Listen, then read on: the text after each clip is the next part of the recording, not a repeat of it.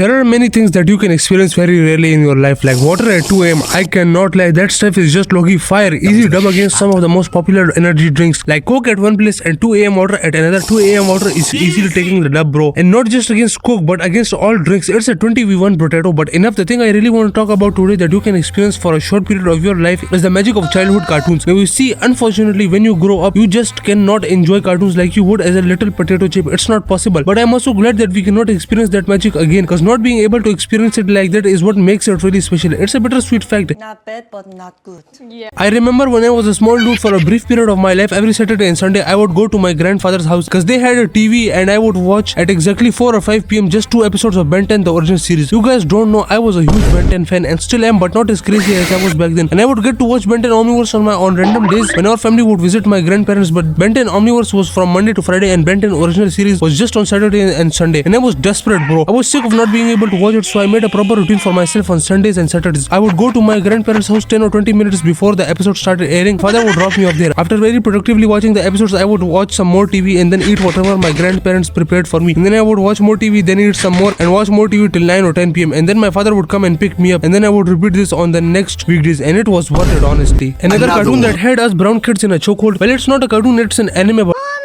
But back then, us little potato chips did not know what an anime was and we would just call it cartoon. And we loved it, man. Of course, I'm talking about Doraemon. Hey, calm down, you brown people watching this video. I know you all are hype right now. So Doraemon. This show had us brown kids hype, excited, happy and crying. This show was really good at making you cry and they genuinely knew how to portray emotional scenes. One time, this show got me crying because the main character, Nobita, had to let go of this bird which he helped for a few days. He found the bird and its leg was hurt. And him and Doraemon helped this bird. They even name it. So you know it's personal after that. But then Nobita has to come to terms with the fact that he will have to let this bird go eventually because the bird has to continue its natural life cycle. And I'm not trying to ruin it, but my guy, at this point the part of its life cycle left is this bird just getting clapped by some eagle or something, I don't know. The only purpose left for this bird to serve is becoming someone's lunch for real. Alright, let me stop. But truth be told, I was sobbing when I watched this episode, man. I know I'm making jokes, but that's only to cope with the pain of this episode. That's what I'm talking about. Back then, our simple minds while watching a show would be fully invested in them and feel the emotions of the characters. It was a certain kind of magic, not to mention waking up every Saturday in the morning on those sweet winter days and sipping on some chai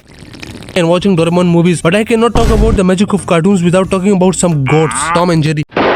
Alright, there was just something addicting about watching a cat chase a mouse for hours and get absolutely cooked while doing so. I mean, some of these injuries were downright brutal. And Tom, being the goat, would just thug it out. So I'm not gonna lie, as a kid we were all on Jerry's side and Tom was the bad guy to us. But then a lot of us came to find out that they both are friends and Tom just pretends to hate Jerry so his owner won't replace him and bring another cat that might actually kill Jerry. And this fact made me respect Tom even more, bro. I love you, Tom. I still love you. Hold up, if they were just pretending to be enemies and were acting this whole time, then Jerry took the act a little too far, cause what the heck is this? How did Tom ever recover from these injuries? Take bro to the emergency ward. Tom's bones have to be piles of ashes at this point. But even though I'm sympathizing with Tom right now, I can't lie, we bro, we all had the most devious smiles on our faces watching Tom going through all this pain and suffering. Let's all donate $1 to Tom for his pain and suffering. Alright, I'm going off topic, but my point is there is no feeling like cuddling up in your blanket, getting all comfortable and having your snacks ready on a winter night and turning on the TV and your favorite show starts. In my amazing opinion, I think this feeling might be better than the last day of school before vacations. But these two feelings combined together is even better. Imagine it is the last day of school before winter vacation and you get home, obviously you are happy, and then soon it's night time and you gather your favorite snacks, get comfy, turn on your TV, and my guy, Teen Titans Go just started. Hold up. I'm gonna be honest, I like Teen Titans Go. You what? I mean, I don't love all of it. There are moments that make me feel disgusted at what I'm watching, but I still like it. It can be sometimes fun and enjoyable.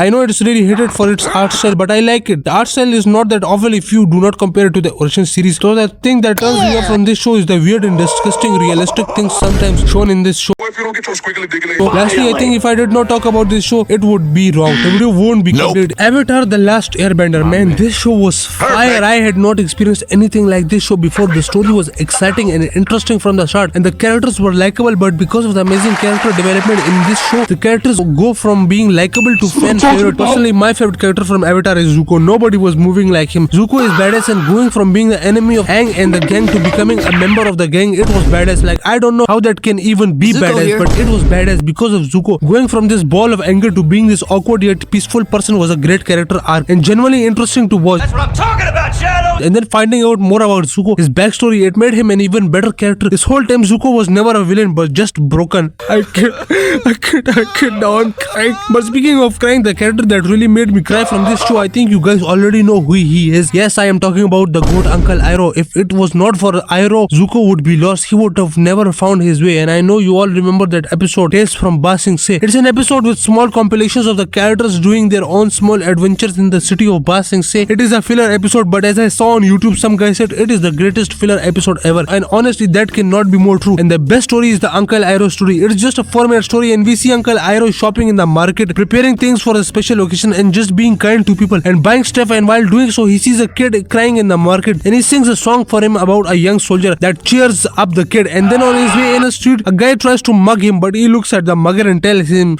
Oh, Starry! Oh, shiver my timbers! Shut up, man! with that stance, you can easily get knocked over, and teaches him a better stance, but also tells him you do not look like the criminal type. And he helps the guy and tells him that he can be a great masseur. The guy tells him that no one has ever believed in him till now. And here Uncle Iroh says some of the best wisdom. It made me emotional. While it is always best to believe in oneself, a little help from others can be a great blessing. Then at the end, Uncle Iroh goes to an isolated area and sits under a tree and pulls out a picture of a young boy and says, "Happy birthday, my son," and starts singing the song about the young soldier boy, which was meant for his son, who unfortunately died in the war. No matter how many times I watch this scene, I get tears in my eyes. This scene really showed us a side of Uncle Iroh that we had not seen before, and shows that Uncle Iroh is not just a wise, happy old man, but he has his own pain and regrets that he deals with. Okay, I'm sorry this video got emotional, but this I think really captures the magic of cartoons and their impact, and we should be thankful for what these shows brought to our lives. Thank you all for watching this video. I will see you very soon in the next one. Bye!